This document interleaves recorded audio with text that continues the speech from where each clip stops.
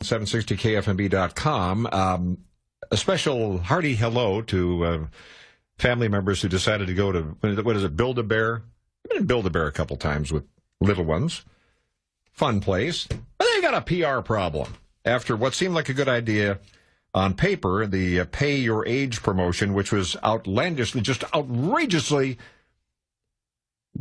popular across America to the point where there were lines snaking around buildings. Do you see the aerial shot that the News 8 had up above Fashion Valley? It's going around the block and down at Otay Ranch, that location down in the South Bay as well. So, not good.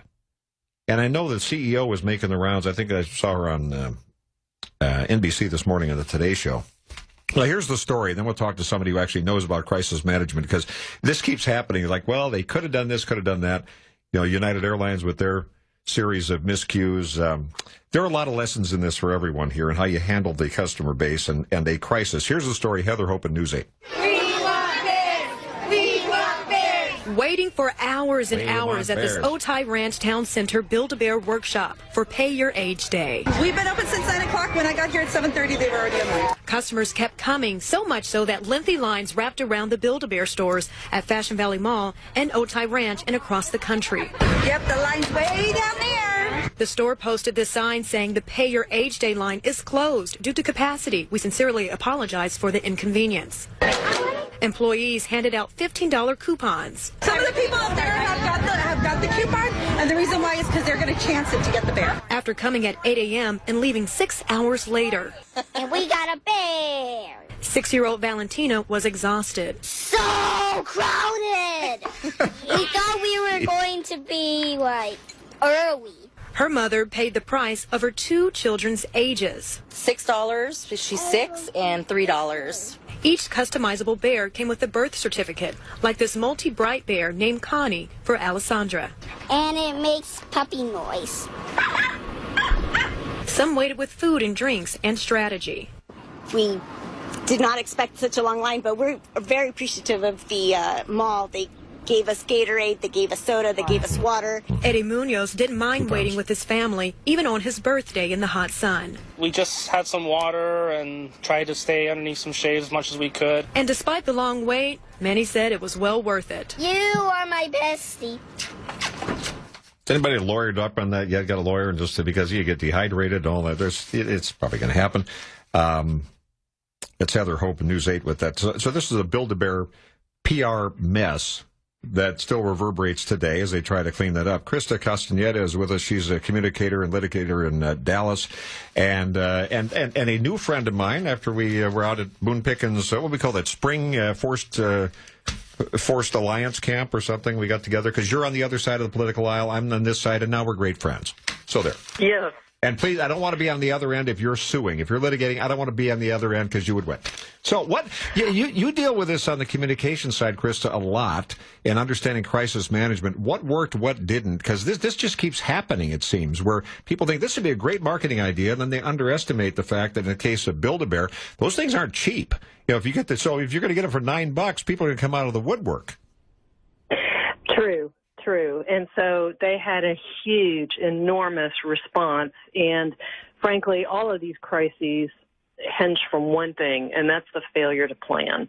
So somebody in the marketing department didn't look at the metrics correctly when they decided we can just announce this and deal with the crowd that shows up.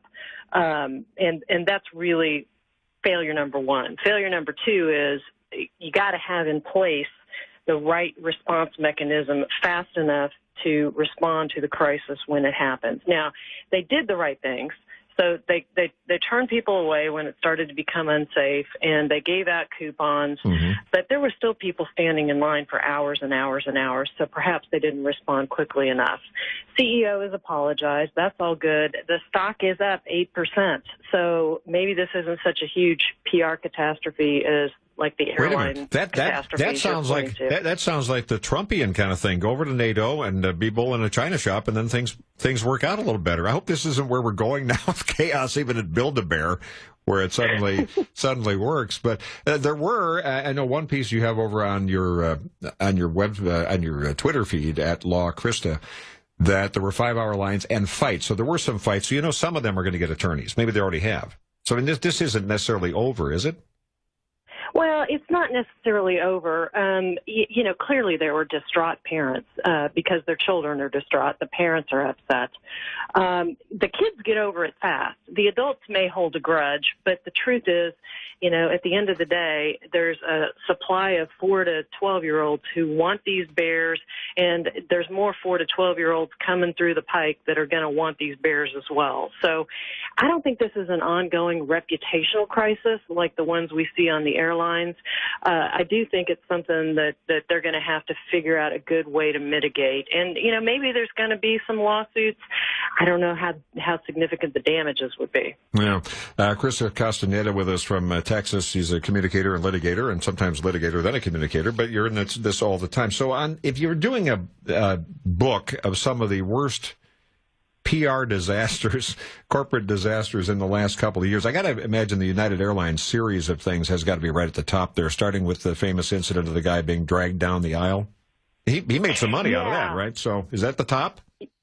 Yeah, that's certainly ranking towards the top. You don't want videos of people forcibly dragging your customers out of your store or off of your airplane. And then you don't want to use a word like we had to reallocate or reassign or whatever it was that the CEO said they were doing to that poor individual.